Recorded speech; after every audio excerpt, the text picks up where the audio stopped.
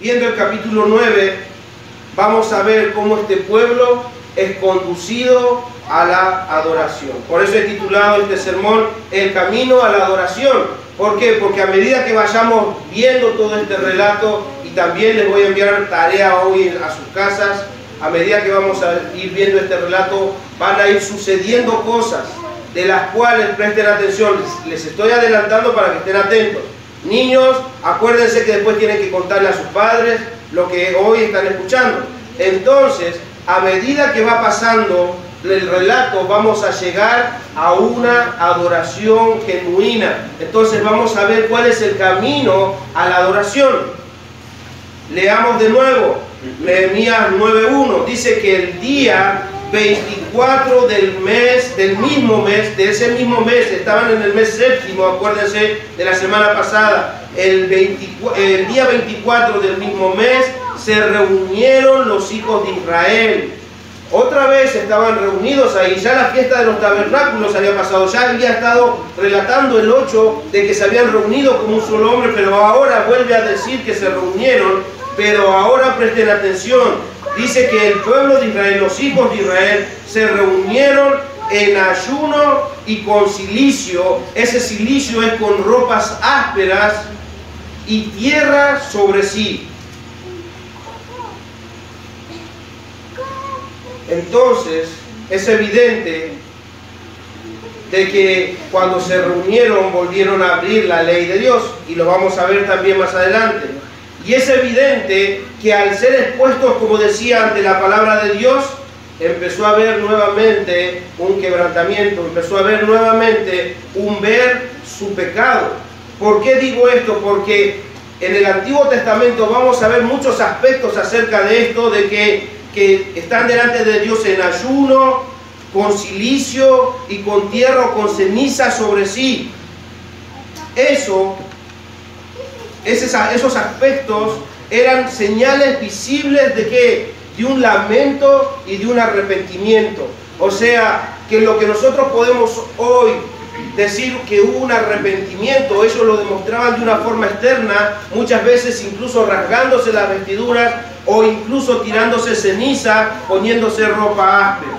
Y voy a darles un ejemplo de este contexto para que ustedes entiendan cómo Dios producía el arrepentimiento y las cosas como se veían desde el campo de un corazón quebrantado por la verdad de Dios, pero a su vez guiados al arrepentimiento. Y les pido por favor que me acompañen a Jonás. Solamente les voy a dar un ejemplo. El Antiguo Testamento está repleto de ejemplos de este tipo de manifestación, de ayuno, de ropa áspera, de tierra o ceniza sobre sí. Capítulo 3 de Jonás. Les voy a contar un poquito el contexto. Había un pueblo llamado Nínive. Este pueblo estaba en rebeldía contra Dios y Dios decide destruir esta ciudad, este pueblo de Nínive. Pero resulta que Dios en su misericordia va a llamar a un hombre, a un profeta llamado Jonás, para que vaya y pregone o anuncie de que esa ciudad iba a ser destruida. Jonás, ustedes sabrán, los niños han conocido esta historia. Jonás no quiso ir. ¿Por qué? Porque los eran enemigos. Este pueblo de Nínive eran enemigos del pueblo de Dios. Entonces dice que Jonás no quiso ir a predicar y se fue en un barco, se fue lejos con otra dirección, y resulta que Dios, no me acuerdo quién decía el otro día, si no vas por barco vas a ir por pez. Entonces, ¿qué pasó? A través de una tormenta, Jonás es arrojado al mar, y en el mar es devorado o es comido por un pez grande. Ese pez lo lleva hasta Nínive y es escupido en ese lugar. Ahora, estando él en ese lugar, entendiendo que tenía que hacer lo que Dios le había encomendado, él empieza a predicar. Ahora Jonás 3, versículo 4, a partir del versículo 4, dice: y comenzó Jonás a entrar por la ciudad, camino de un día, y predicaba diciendo: de aquí a 40 días Nínive será destruida. O sea, la destrucción que iba a recibir este pueblo estaba siendo anunciado por este profeta. El juicio de Dios iba a caer sobre Nínive. Y escuchen ahora, y los hombres de Nínive creyeron a Dios y proclamaron, escuchen lo que estamos citando, que estoy queriendo demostrar, que era una actitud de arrepentimiento y dolor y quebranto por sus pecados. ¿Cómo creyeron a Dios y proclamaron qué? Ayuno, y se vistieron de cilicio, otra vez de ropa áspera, desde el mayor hasta el menor de ellos. Y llegó la noticia hasta el rey de Nínive, y se levantó de su silla, se despojó de sus vestidos, se cubrió de cilicio y se sentó sobre ceniza. ¿Se dan cuenta? Es el mismo relato, lo que está pasando en el relato de Nehemías. E hizo proclamar y anunciar este rey en Nínive por mandato del rey y de sus grandes diciendo: hombres y animales, bueyes y ovejas, no gusten cosa alguna, o sea, estén en ayuno, no se les dé alimento, ni beban agua. Versículo 8, sino cúbranse de cilicio, hombres y animales, y clamen a Dios fuertemente, y conviértanse cada uno de su mal camino, de la rapiña, que sería la violencia que hay en sus manos. ¿Qué es lo que está diciendo este rey? Está diciendo: arrepiéntanse, vuélvanse a Dios, vuélvanse de sus malos caminos, no sigamos como estamos, porque la destrucción ya ha sido anunciada. Entonces le creyeron a Dios, dice ahí. No dice que le creyeron a Jonás, le creyeron a Dios, porque Jonás lo que estaba haciendo era transmitirles el anuncio que Dios le había dado. Y entonces dice el relato que le creyeron a Dios. Le creyeron a Dios, y ese creer en Dios, ese arrepentimiento genuino llevó a ¿qué? A volverse de sus malos caminos. Así es cuando Dios, por medio de su palabra, produce en los corazones. Entonces, cada vez que ustedes, hermanos, lean la Biblia, o cada vez que nosotros somos expuestos a la palabra de Dios, como lo están haciendo ahora, están escuchando la palabra de Dios, o cada vez que meditan en la palabra de Dios, eso va a traer como resultado el que ustedes vean a Dios. Y lo que van a tener que hacer es creerle a Dios, así como este pueblo hizo. Van a poder ver a Dios, pero cuando Jonás estaba proclamando la destrucción, vieron la grandeza, los juicios de Dios, pero así también vieron su pecado. Por eso piden que se vuelvan de sus malos caminos, de que se arrepientan. No está específicamente la palabra, pero todas esos aspectos de tirarse cilicio, de ponerse ropa áspera, era señal de dolor, era señal de quebranto, era señal de arrepentimiento. Entonces, a través del anuncio de la palabra de Dios, Dios se muestra al pueblo y Dios muestra su pecado, el pecado del ser humano contra su Creador. ¿Con cuál intención? ¿Cuál es la intención cuando Dios nos confronta con nuestro pecado? Producir en las personas un genuino arrepentimiento. Ese genuino arrepentimiento no se queda simplemente en el dolor y de reconocer: ay, sí, yo sé que soy un pecador igual que todos. No, eso no es un arrepentimiento, es simplemente remordimiento de conciencia. Cuando alguien entiende que el juicio de Dios está sobre nosotros, así como veíamos ayer que somos hijos de ira, lo mismo que los demás, que estamos amontonando para nosotros ira para el día de la ira, cuando entendemos que el juicio de Dios va a venir un día, como estaba establecido, que la Biblia dice, está establecido para todo ser humano, que muera una sola vez y después de esto el juicio, eso es verdad. O sea, tenemos que creer lo que la palabra de Dios dice, que si nosotros vamos a estar delante de un juicio, es como si Jonás estuviera anunciando: el juicio de Dios va a venir sobre tu vida y tienes que arrepentirte. Arrepentirse, hermanos, no es solamente decir, como les digo, repito, no es solamente decir, ay, sí, yo sé que soy un pecador. No, dice, vuélvanse de sus malos caminos. O sea, ¿qué quiere decir esto? Que si yo estaba andando por mi propia voluntad, estaba andando por mis propios caminos, como ovejas, cada quien se apartó por su propio camino, dice la Biblia, entonces arrepentimiento es resultado de entender tu pecado, tu conducta y tu dirección hacia una condenación, y reconocer que hay un juicio delante de Dios y dar vuelta. Es volver su camino hacia Dios en arrepentimiento. Este pueblo había experimentado eso y este pueblo no fue destruido. ¿Por qué? Porque había mostrado arrepentimiento. Y es lo mismo, hermanos. ¿Por qué les traigo ese ejemplo? Porque es lo mismo lo que está pasando en este momento del relato, cuando dice que ellos estaban en esa actitud, reunidos todos, estaban mostrando arrepentimiento a Dios.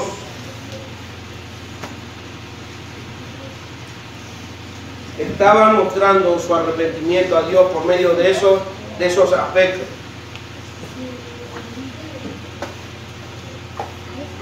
Estaban en ayuno, con cilicio y tierra sobre sí. Estaban arrepentidos.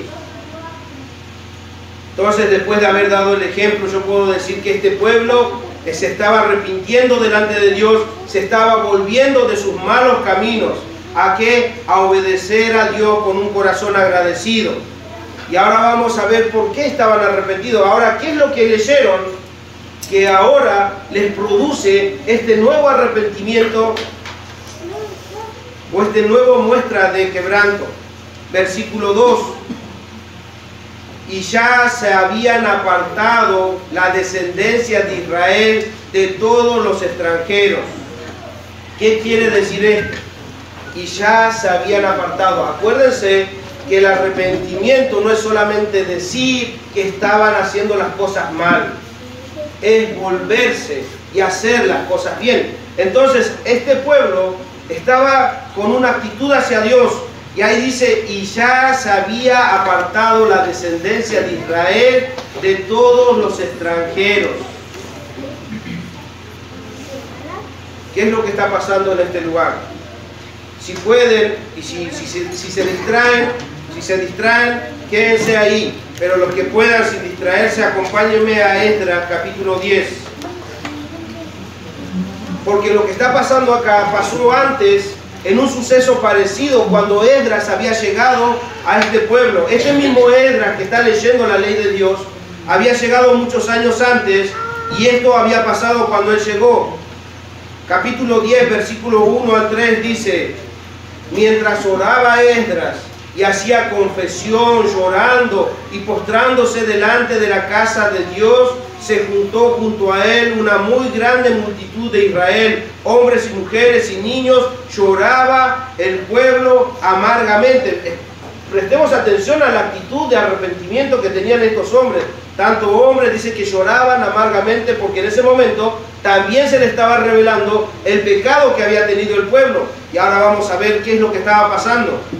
Entonces, versículo 2 dice: entonces respondió Sicanías, hijo de Geliel, de los hijos de Elam, y dijo a Esdras, escuchen ahora la confesión: nosotros hemos pecado contra nuestro Dios, pues tomamos mujeres extranjeras de los pueblos de la tierra, mas a pesar de esto aún hay esperanza para Israel. Versículo 3 dice: ahora pues hagamos pacto con nuestro Dios, que despidiéremos a todas las mujeres y a los nacidos de ellas, según el consejo de mi Señor y de los que temen el mandamiento de nuestro Dios, y hágase conforme a qué, a la ley. Ese proceso en ese momento era importantísimo para la purificación del pueblo. Y es lo mismo está pasando en este momento cuando Esdras dice que ya se habían apartado la descendencia de todos los extranjeros. Pregunta: ¿qué pudo haber pasado entonces ahí? Si este acontecimiento que yo acabo de leer en Esdras pasó años antes. Y después está pasando de nuevo que este pueblo dice que tuvo que despedir de nuevo, separarse de los extranjeros.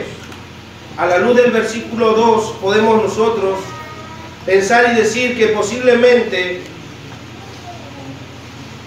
no todos se habían separado de los extranjeros. O sea, el pueblo de Dios no era un capricho de Esdras. Dios les había dicho ya en el momento de instituirlos como su pueblo, como su nación. Él les dijo: no tomen mujeres de otros pueblos, porque las mujeres no les den a sus hijas a los de ese pueblo, no tomen mujeres para sí. ¿Por qué? Porque tienen sus propios dioses y van a desviar su corazón y van a terminar adorando a sus dioses antes de adorar a su propio Dios. Y eso precisamente lo que pasó. Este pueblo no hizo caso a Dios, tomó mujeres de otros pueblos con sus propios dioses, y ese pueblo, el propio pueblo de Dios había dado la espalda a su Dios. Entonces era necesario que esto suceda para demostrar que se estaban volviendo de sus malos caminos. Entonces, eso pasó antes. Entonces posiblemente ahora Dios está sacando a la luz que no todos se habían separado, o incluso podría pasar que algunos decidieron esconder su pecado, decidieron esconder su relación con extranjeros, y a la luz de este versículo Dios está sacando todo al conocimiento público nuevamente. O también podría haber pasado que cuando el juicio de Dios viene, todos están ahí quebrantados, porque si ustedes leen el relato de Esdras, dice: y todos dijeron: haremos como tú nos dices, Esdras, y se separaron, dice. Pero a veces cuando la calma vuelve y están más tranquilos nuevamente, posiblemente también pudieron haber tomado mujeres. Pero otra vez el Señor les está exhortando acerca de esto, y el relato dice ahí que ya se habían apartado de la descendencia de Israel de todos los extranjeros. De todos los extranjeros. Y sigue el relato ahí, dice: estando en pie, confesaron sus pecados y la iniquidad de sus padres, o sea, de sus antepasados. Versículo 3 de Nehemías dice: y puestos de pie en su lugar, leyeron el libro de la ley de Jehová su Dios, la cuarta parte del día, y la cuarta parte confesaron sus pecados y adoraron a Jehová. La cuarta parte del día equivale a 3 horas. O sea, este pueblo estuvo escuchando la palabra de Dios, la ley de Dios, y viendo los pecados de sus antepasados por 3 horas. Pero ahora, al ver su propio pecado, al ver su propia realidad, tomaron otras 3 horas para confesar sus propios pecados. Sus propios pecados. No solamente ahora este pueblo se estaba doliendo de los pecados de sus antepasados, sino que estaban siendo conscientes que ellos también se habían desviado y que ellos también habían pecado contra su Dios.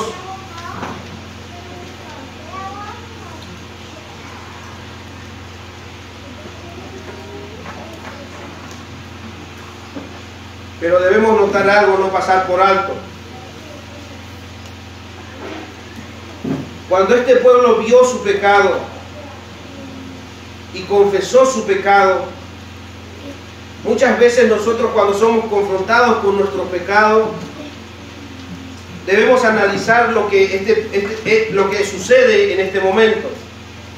El reconocer el pecado y el confesarlo no lleva a este pueblo a la desesperación, no lleva a este pueblo a la decepción, o simplemente a decir: oh, no puedo más, y tampoco lo lleva a la autocompasión. Oh, ¿por qué nos pasa esto a nosotros?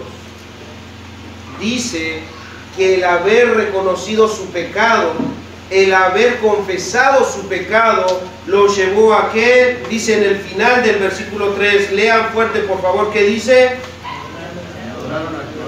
Y adoraron a Jehová su Dios. O sea, que un corazón verdaderamente arrepentido dará a su Dios la verdadera adoración. O sea, yo les he dicho que nosotros, a medida que vamos a ir viendo el relato, vamos a ver el recorrido que va a llevar a un pueblo, a un corazón, a la verdadera adoración. O sea, es ver y contemplar a Dios tal como Él es vernos a nosotros tal como somos, pecadores. El reconocer nuestro pecado va a hacer que nosotros confesemos nuestro pecado a Dios. ¿Por qué tenemos que confesar a Dios nuestros pecados? El salmista David dice, ¿por qué? Porque delante de ti, solamente delante de ti, delante de tus ojos, he pecado. Entonces, esa confesión de pecado nos va a llevar a una verdadera adoración a su Dios, a nuestro Dios. ¿Y cómo sé esto? Porque el relato dice que adoraron. ¿Y cómo es que adoraron? Porque uno puede decir, bueno, adoraron. No, hay evidencias de esa adoración, hay evidencias de ese reconocimiento a su Dios. Versículo 4. Luego se levantaron sobre la grada los levitas, los nombres que están ahí.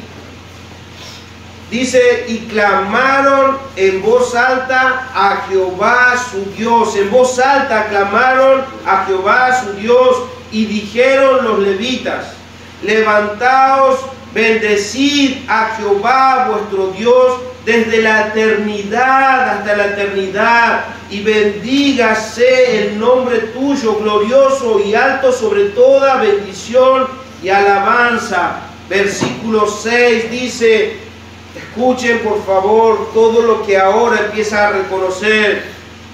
Tú solo eres Jehová. Tú hiciste los cielos y los cielos de los cielos, con todo su ejército, la tierra y todo lo que está en ella, los mares y todo lo que hay en ellos. Y tú vivificas todas estas cosas, y los ejércitos de los cielos, ¿qué hacen? Te adoran. Te adoran. Hermanos, el domingo pasado, en mi mejor intento de poder demostrarles la verdadera obediencia o la correcta obediencia hacia Dios a través de la gratitud, les he podido mostrar un contexto limitado, un contexto inmediato de lo que había pasado con este pueblo a liberarlos, y cómo Dios los había traído, cómo Dios los había cuidado, cómo Dios les había dado fuerzas a este pueblo. Y eso, el entendimiento de eso nos llevó a entender que este pueblo deseaba obedecer a ese Dios que les había sacado de la esclavitud. Pero sinceramente, al ver todo este relato me quedé cortísimo. ¿Por qué? Porque ahora Esdras y los levitas nos muestran el camino a la adoración correcta. O puedo decir también que Esdras y Nehemías nos muestran la verdadera adoración que nace de ver las maravillas, la grandeza, la misericordia, la fidelidad y la gracia de Dios. Nace de ver a Dios en su totalidad. Hermanos, no tengo todo el tiempo para leer todo el capítulo, pero es preciso que en sus casas ustedes puedan meditar, y les encomiendo esto a cada uno de los que está escuchando, delante de nuestro Dios. Por favor, cuando lleguen a sus casas, ya sea en la semana, lean todo el capítulo 9. Por favor, lean el capítulo 9.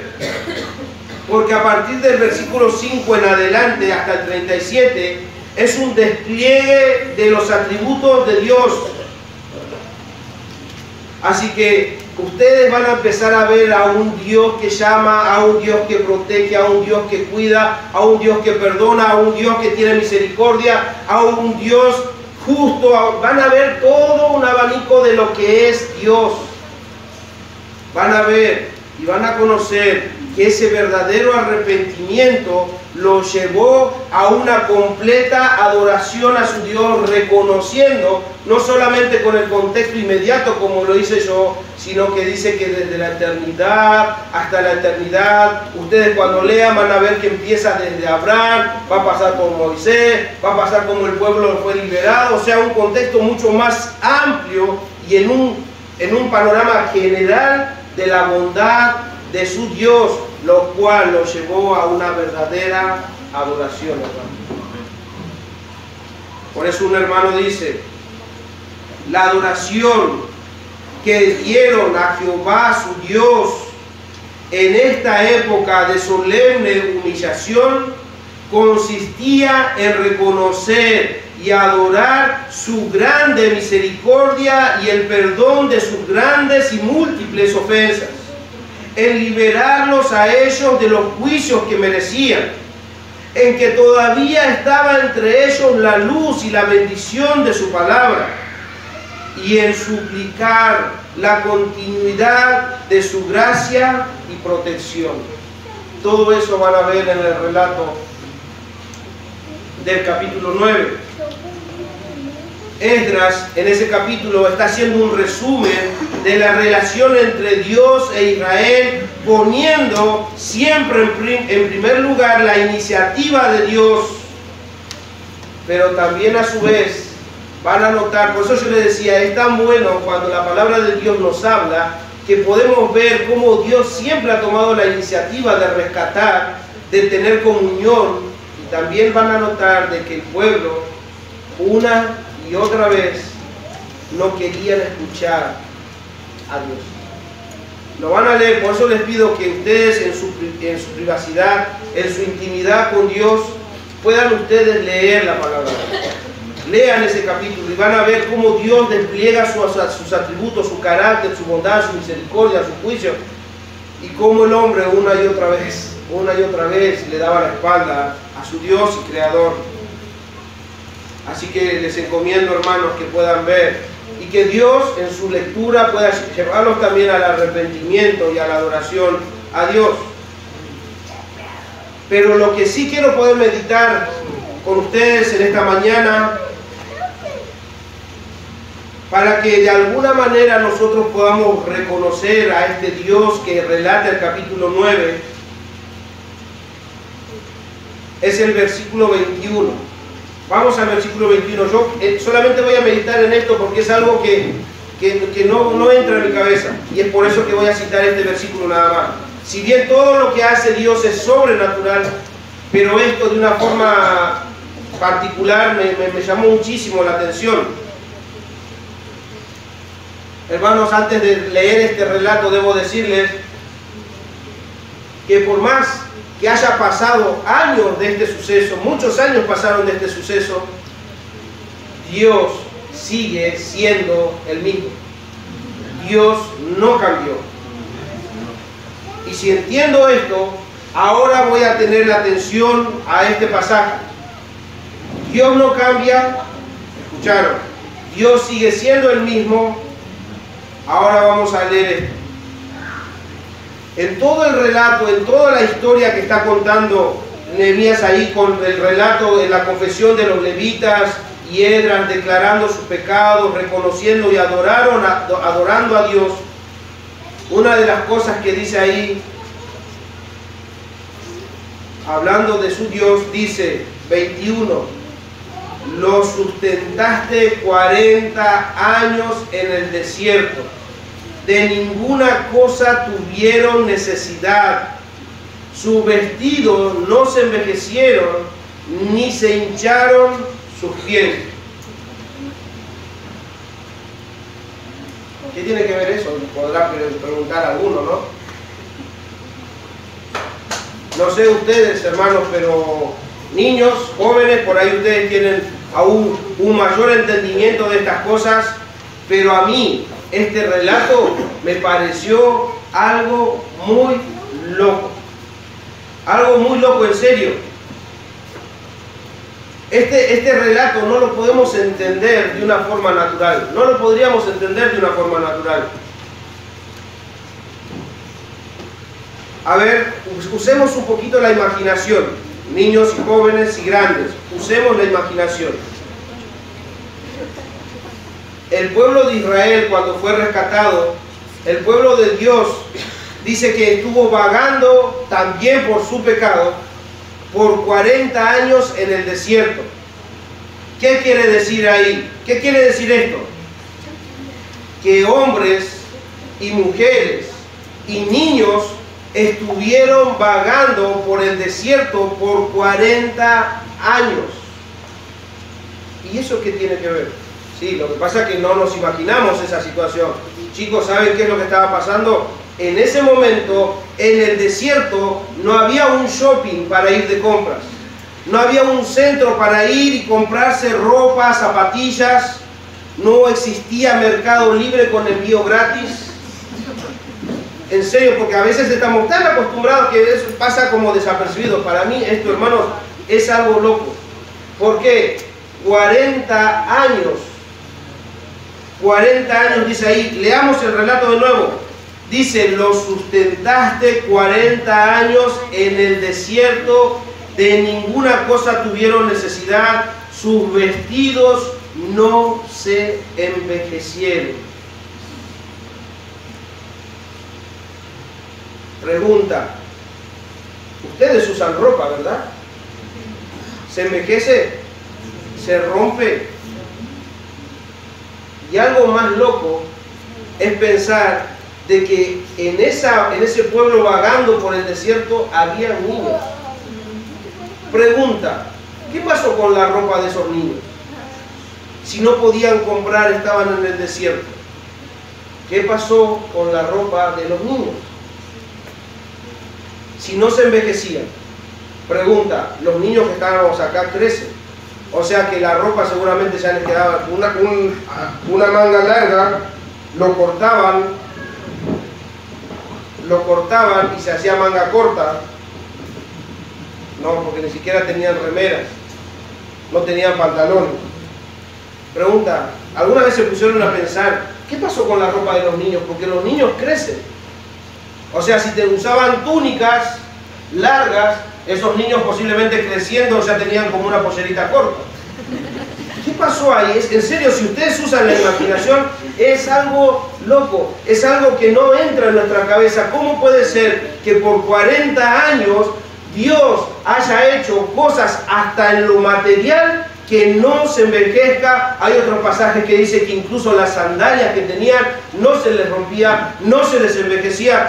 Hermano, o sea, o yo estoy loco o el que está escribiendo esto es un loco. Hermanos, cuando leemos esto, solamente hay dos conclusiones que podemos sacar. O el escritor de esto es un loco, o verdaderamente está escribiendo lo que sucedió, y esto pasó, y este pueblo vivió estos 40 años en el desierto, y su ropa no se envejeció. Entonces, ¿qué está mostrando? La grandeza, el poder, que Dios gobierna todas las cosas.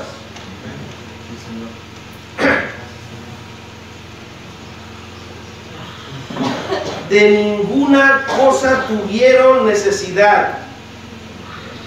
En serio, hermanos, cuando yo leía ese pasaje, a pesar de los otros pasajes, que todos hablan del poderío de Dios, ¿cómo puede ser que su ropa no se haya envejecido? ¿Cómo puede ser que sus pies de tanto caminar no se hayan hinchado? ¿Cómo puede ser que no hayan sufrido esas consecuencias que normalmente nosotros lo podemos ver a diario? Ustedes cada tanto se tienen que comprar ropa. Mis hijos ya no tienen zapatillas porque ¿viste? Ya les queda chico, hay que comprarles otro. Y yo veía esto y decía, ¿qué pasó con los niños acá? ¿Qué pasó con las mujeres? Acá no tendrían que ir a las vidrieras, tenían que estar ahí con lo que Dios les estaba proveyendo. ¿Qué pasó con...? Ahí seguramente los hombres estaban felices, uy, no tenemos que ir de compra. Pero hermanos, más allá de la broma, ustedes deben entender la grandeza de Dios, el poderío desplegado en esos momentos, Dios manifestándose en medio del pueblo de Dios. Y es por eso que ahora puedo entender esa frase que muchas veces he escuchado en distintos contextos y quiero usarlo, Esto es creer o reventar. Esto es creer o reventar. Porque yo les aseguro que si ustedes van y le cuentan a alguien que nunca escuchó hablar de Dios y le dice, ¿sabes qué? 40 años no se tuvieron que cambiar de ropa. ¿Qué fábulas estás leyendo?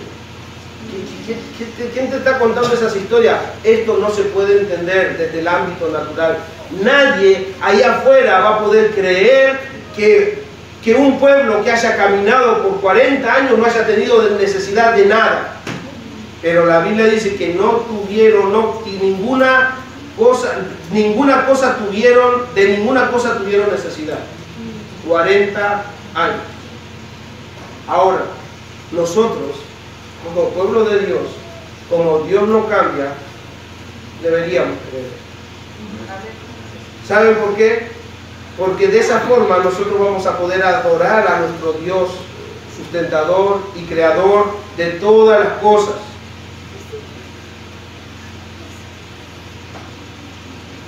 Por eso, hermanos, yo les ruego a Dios que en esta mañana ustedes, cuando se vayan a sus casas, no se vayan pensando de que este que escribió Nehemías es un hombre loco. Me gustaría y le ruego a Dios que se vayan a sus casas adorando lo que estos hombres estaban adorando. Al Dios Todopoderoso, Creador de todas las cosas y que hizo conforme a su voluntad y cuidó de este pueblo a pesar del pueblo, a pesar de ellos. Entonces, si Dios dice que de ninguna cosa tuvo necesidad, hermanos, hoy también es igual para nosotros. Es igual para tu vida como para mi vida. Y no solamente, si bien estoy haciendo por ahí énfasis en la ropa, no solamente en el campo material. No es que, a ver, Dios no te va a hacer faltar de nada, hermano. No te va a hacer faltar de nada. Incluso cuando te falte comida, así como había un profeta que estaba en el desierto, los cuervos iban y lo alimentaban. O sea, para que ustedes vean que la soberanía de Dios sobrepasa nuestro entendimiento. Entonces, si no nos va a faltar de nada, ¿por qué muchas veces nos afligimos? Por eso les digo, este pueblo estaba viendo el contexto general que llevó a la verdadera adoración a su Dios. Hermanos, de nada tuvieron necesidad.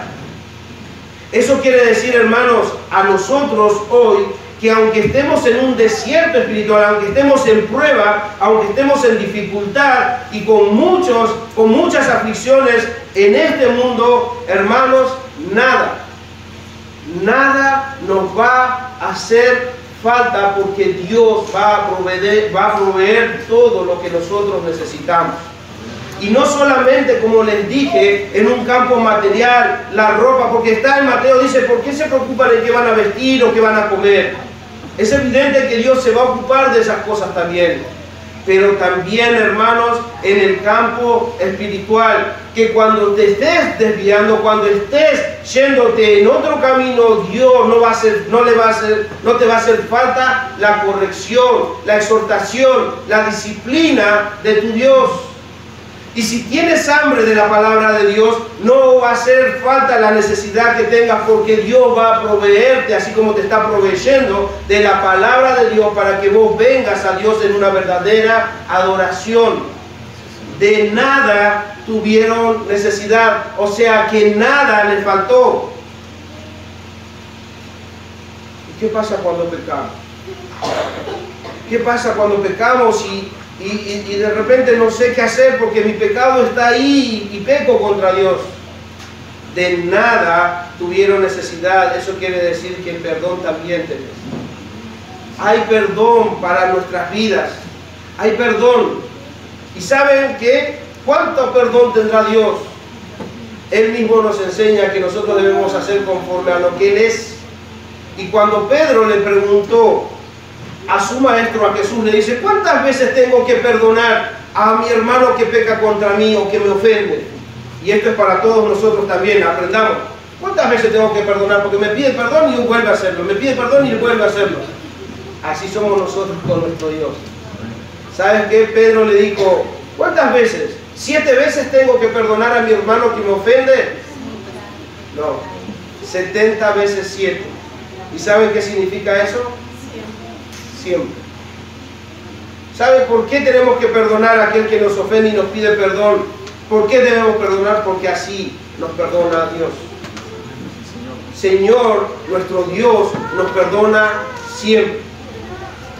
Por eso, la actitud de un verdadero arrepentimiento va a hacer que nosotros confesemos desde lo interior, desde acá adentro, no simplemente desde acá, sí, yo sé que soy un pecador, no, desde un alma que se contrita, desde un alma arrepentida, un alma que se duele por el pecado, entendiendo que su pecado lo lleva a una condenación y simplemente va a poder decir, Señor, acuérdate de mí cuando entres en tu reino, Señor, sé propicio a mi pecador, ten misericordia de mi pecador, y esas palabras van a salir desde un quebrantamiento interno. Eso va a llevarnos a la verdadera adoración, porque sí hay perdón, pero no entre nosotros, sino en Dios.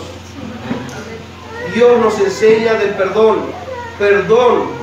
¿Cuántas veces lo voy a perdonar? 70 veces 7. Siempre, sí, pero ¿por qué lo tengo que perdonar siempre? Porque Dios te perdona así. Dios te perdona de esa misma manera. Por eso Dios no nos da algo que nosotros no podamos hacer. Lo que sí a veces nuestra humanidad, el hombre se resiste a perdonar a aquel que lo ofende. ¿Por qué? Porque se cree más importante que Dios. Si Dios puede perdonar, ¿por qué no yo voy a perdonar? ¿Por qué no puedo perdonar si antes Dios me perdonó a mí? Entonces, de nada tuvieron necesidad. De nada ustedes van a tener necesidad, van a tener exhortación, van a tener alimento, van a tener... hablando en el campo espiritual, van a tener la corrección de nuestro Dios. Él lo prometió. Y de nada tuvieron necesidad. ¿Saben dónde también se cita ese pasaje, pero con otras palabras? En el Salmo 23. De ninguna cosa tuvo necesidad. De ninguna cosa tuvo necesidad. ¿Y saben cómo se usa en el Salmo 23? Dice: Jehová es mi pastor, nada me faltará. De nada tuvieron necesidad, nada me faltará. ¿Es creer a Dios o es simplemente ir con nuestras dudas pensando todo lo que se dijo acá es una locura? Pero ¿saben qué? Yo le ruego a Dios que tengan la opción correcta, que lo que dice la Biblia acerca de nuestro Dios es real, y que si Dios dice que no le faltará nada, es porque no le faltará nada. Voy a seguir el relato. Dice: Jehová es mi pastor, nada me faltará. En lugares de delicados pastos me hará descansar, junto a aguas de reposo me pastoreará, confortará mi alma, me guiará por sendas de justicia por amor de su nombre. Aunque ande en valle de sombra de muerte, no temeré mal alguno, porque soy fuerte y voy a vencer la opresión. ¿Por qué no tiene temor el salmista? Porque tú estarás conmigo, tu vara y tu cayado me infundirán aliento. Nada nos faltará. Nada, porque en Cristo, todo aquel que ha creído en Cristo lo tenemos todo. Amén. Entonces, esto nos debe llevar, hermanos, a meditar en nuestros corazones. Si Dios promete que nada nos faltará, ¿por qué muchas veces nos afligimos? ¿Por qué muchas veces nos desesperamos? ¿Por qué muchas veces ocupamos nuestra cabeza en tantas cosas en vez de adorar a nuestro Dios? Dice la Biblia que nosotros debemos velar por el reino de Dios y su justicia, y todas las demás cosas nos serán añadidas. ¿Sí? Entonces, nada nos faltará, de nada tuvieron necesidad. Es creer a nuestro Dios. Y por último, después voy a citar otro versículo más, otro capítulo más, pero por último quiero decirle también: aquellos que todavía no han puesto su confianza en Cristo, aquellos que todavía están vagando en el desierto de su pecado, aquellos que todavía piensan que están bien cuando realmente están mal, aquellos que todavía piensan que pueden ganarse el cielo cuando no lo pueden hacer, aquellos que piensan que son buenas personas cuando no lo son, porque todos nosotros somos pecadores. Ninguno de los que están hasta acá presente puede arrojar la piedra. El que esté libre de pecado, que tire la primera piedra. Ninguno de nosotros lo puede hacer. Entonces, si todavía no has puesto tu confianza en Cristo, quiero decirte que delante de Dios eres un pecador. El juicio está sobre tu vida, así como estuvo en el pueblo de Nínive. Te anuncio que la destrucción va a venir sobre tu vida. Uy, ¿cómo puede decir eso? Es verdad. La ira de Dios está sobre tu vida. La destrucción te espera. El juicio de Dios, el juicio justo de Dios está ahí, a la puerta. Porque no sabes cuándo vas a morir, porque no sabes cuándo va a venir el Señor. Lo cierto es que si estás sin Cristo, la ira de Dios va a venir sobre los hijos de desobediencia y tu destino es el infierno, el lago de fuego. Yo no vine para escuchar eso. Esa es la verdad. Pero tengo una buena noticia. Porque Dios, así como anunció a Nínive la destrucción de sus vidas, así como este hombre ahora les está transmitiendo la destrucción, el juicio de Dios que les espera, también quiero decirles que si se arrepienten de sus pecados de una forma genuina, de una forma interna, sin la necesidad de ponerse ropa áspera, sin necesidad de tirarse ceniza sobre sí, lo que sí tienen que hacer es entender que si siguen sin Cristo, les espera la destrucción eterna. Entonces huyan de la ira venidera, arrepiéntanse de sus pecados. Arrepiéntanse de sus pecados porque nada les faltará. ¿Saben por qué? Porque Dios ha provisto el medio del cual nosotros podemos reconciliarnos con Él, y ese es Jesucristo. Por eso es que nada nos faltará, porque Jesucristo es aquel que nos da todo. Dios nos dio todas sus misericordias, todas sus bondades en la persona de Cristo. Recibe. Cree en Jesucristo.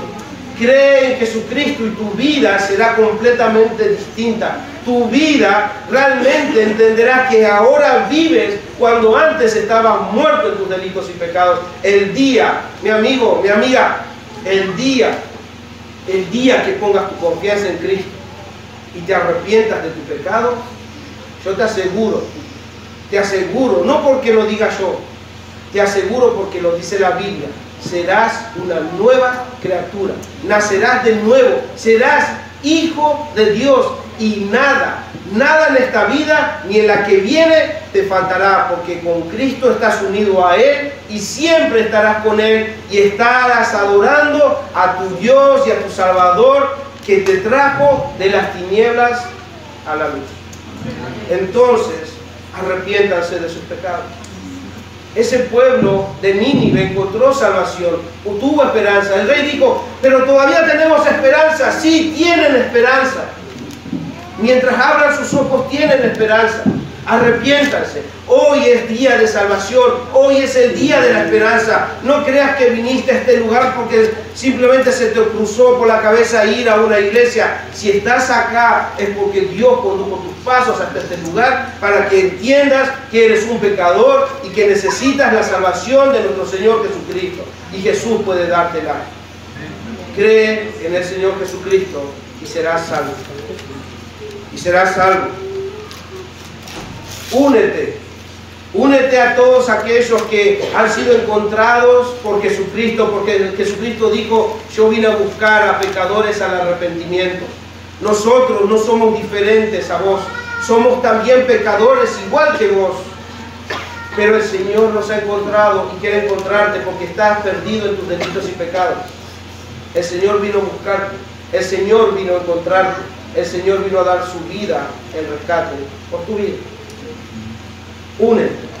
Únete a su iglesia. No les estoy diciendo, tienen que venir a la iglesia. No, sean iglesia. Sean iglesia, porque la iglesia de Dios, la iglesia de Cristo es aquel que ha creído en Él, el que se ha unido a Él. Entonces, para que nosotros nos vayamos con un corazón agradecido, con un corazón que reconoce su pecado, su condición delante de Dios, y cada uno de nosotros sea conducido a esa verdadera adoración.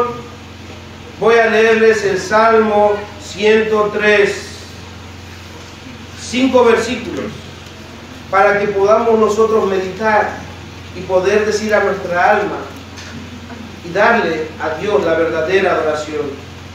Salmo 103 dice: bendice, alma mía, a Jehová, y bendiga todo mi ser,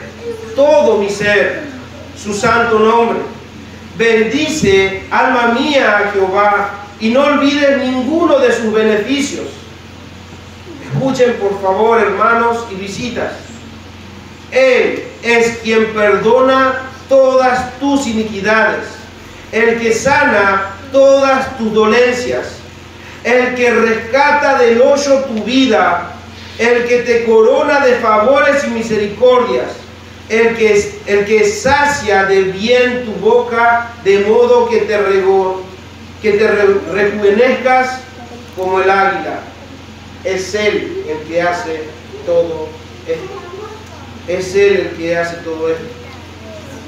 Al principio dije, hermanos, que cuanto más cerca estamos de la luz, más vemos nuestro defecto, ¿verdad?